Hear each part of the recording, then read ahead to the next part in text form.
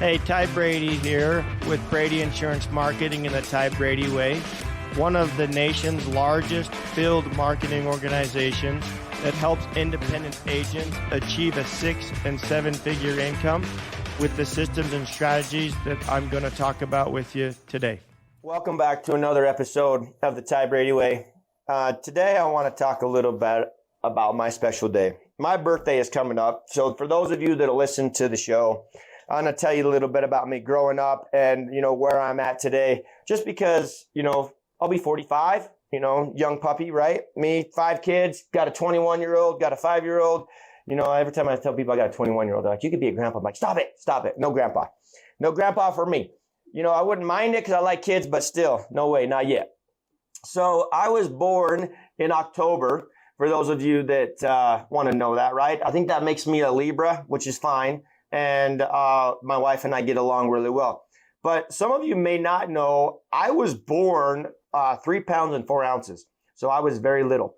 And back in the day when I was born, there wasn't the medical breakthroughs that there are today. So I was very small. I was born premature. And what happened is the umbilical cord that was attached to my belly button had broken off and had grown over. So I was only getting about a third of the nutrition to stay alive.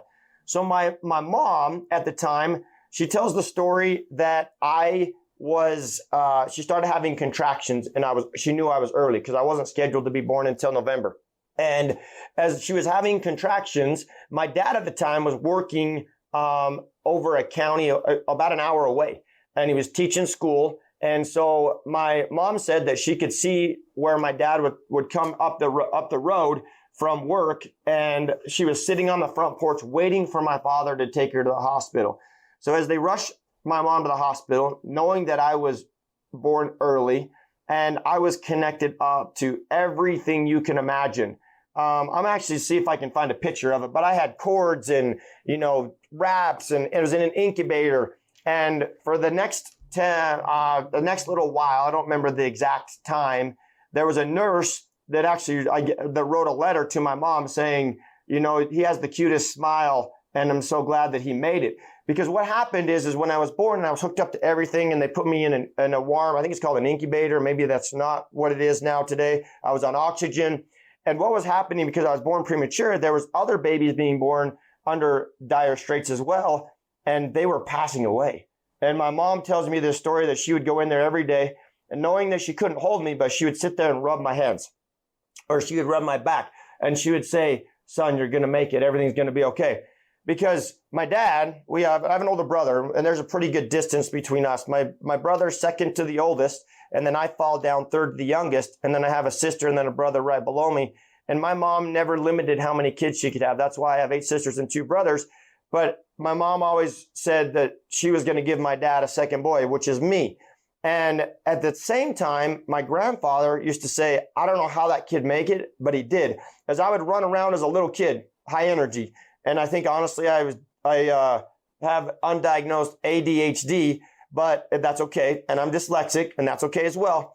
But it makes me who I am, and I'm very loud. I tell people I have 2 volumes, louder and louder, but it's all positive. I want people to know that they can do great things, that they're born to do great things, and they're born to be kings and queens, and that you're valuable. I mean, people are so valuable. And I know that I don't relate to everybody, and I know that I'm not for everybody. But as my grandfather said, hey, I don't know how that kid was born to do something great.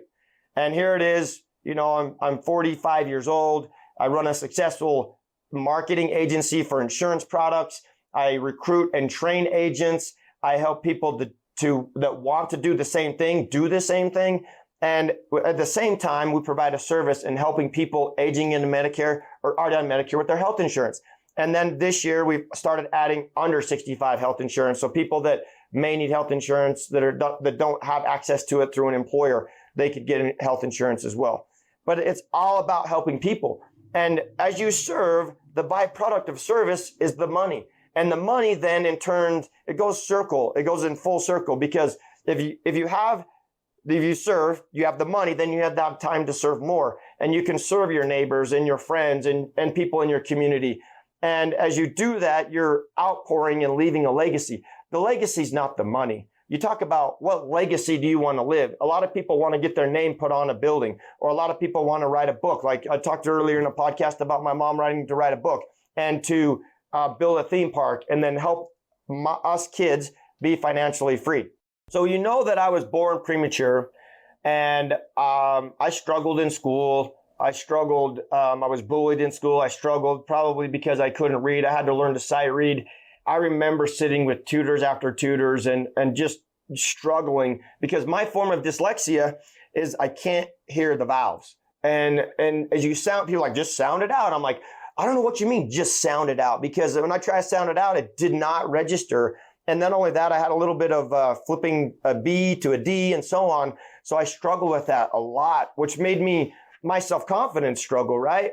And what I had to do is I had to learn to sight read. And because of that, a lot of people are like, Ty, you got a great memory.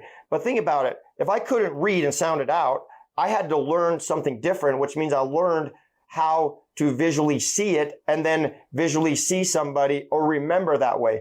It's what I had to do to survive.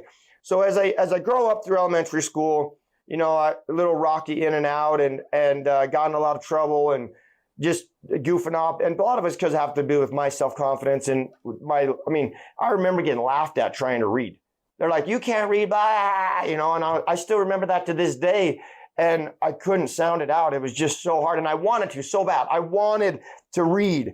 But I was really good at math was the other thing. So here I am, terrible at reading, and I'm good at math.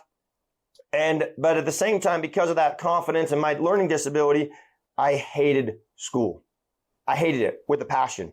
So as I go through junior high, I just fight to survive, do my homework, get into high school. I'm like, I got to get out of here. And so what I decided to do is I'm like, listen, in the middle of this, between my coming out of middle school into high school, I was a foreign exchange student for a year in Europe.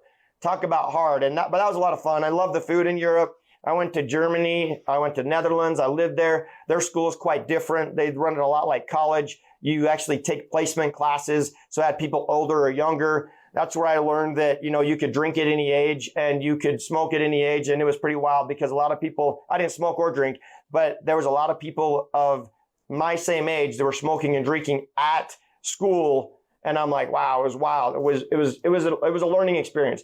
But great people, had a great experience, didn't learn the language very well because most people wanted to speak English. I did really well in their computer programming class. I did really well in their English class, surprisingly. And then I took like a music class. But I was there with my sister, had a great time, a lot of culture. One of the things that I still remember, I used to like their sweets, their gummy sweets I get at the grocery store. And the other ones that they would take fries and put them in like a little cone and fries with just mayo. I never enjoyed that, but fries and mayo, you would see that. And all the pastry shops, there were just, because a lot of people would have a pastry shop and then live above the pastry shop and very, very tight niche and mass transit, but it was a lot of fun. So I go out as a foreign exchange student for about a year. I come back and make a decision. I'm going to graduate from high school early. So literally my sophomore year, I just had to do the normal schedule. My junior year, I would get to school at 7:30 in the morning. I would be out at 11:30 and I'd be on work release the rest of the time. And I just worked, which allowed me to make a lot of money. And I mean, at the time, you could get a job at 14. By 16, I was running a shift at a local pizza shop. And then I was staying there from usually 11:30, 12 o'clock to, midnight and then going to school the next day. I did that all through my junior year, but man, I had lots of toys. My buddies had lots of fun. I had lots of money. I wish I would have learned to save back then, but my parents, again, humble beginnings. My parents made sure that I had a roof over my head. I had food to eat, but if I wanted anything extra, it was on me. So I bought my first car. My parents helped me co-sign on it. I ended up wrecking that, rolling it. That's a whole story in itself. Then I bought another car because cars was like, I'm like, great, I don't need a house, I have a car. So I spent a lot of money on cars. I think that's why I don't necessarily spend a lot of money on cars today, is I got that out of my system when I was very young. And I realized that cars were a depreciating asset. And so when I'd buy a car and then I'd want to get another one, realize that I was already in the hole to get the new one. I didn't sit well with me. So, in fact, my wife says, you get a little emotional with cars and attached to them. And I'm like, you know what? I do. It's because I think it just, growing up. So I graduate from high school early and I went to school to get an associate's degree as fast as I could. I tried a couple of different colleges, ended up going to a private school where they just said, hey, here's the path you need to go to get your bachelor's degree. And I hammered it out. That's why I have a bachelor's degree in applied science in industrial design. All of these things were made possible because I was born in October. And it was a rough start. And here I am today. I run a very successful marketing agency. I help give back in the community. I help agents be better. I help serve people that need it. And that's what it's all about. Life is great. You are your legacy, and you were born to do something great. I promise you, everybody has it in them, but you have to bring it out in yourself. As always, share, like, and subscribe, and we'll catch you on the next one. Thank you for listening to another episode of the Ty Brady Way. As always, share, like, and subscribe. Go to Instagram at ty.r.brady. And as always, love hearing from you. And let me know what you want to learn on the show or what you'd like me to bring up on the show. Thanks. You can find the Ty Brady Way on Instagram as well as Facebook. To stay connected with giveaways and Ty himself, go ahead and follow at ty.r.brady on Instagram as well as Facebook. This podcast was recorded, edited, and produced by Whitney Face Media Marketing. The theme music is an excerpt from Hot Chicken of the Woods by Isaac Joel.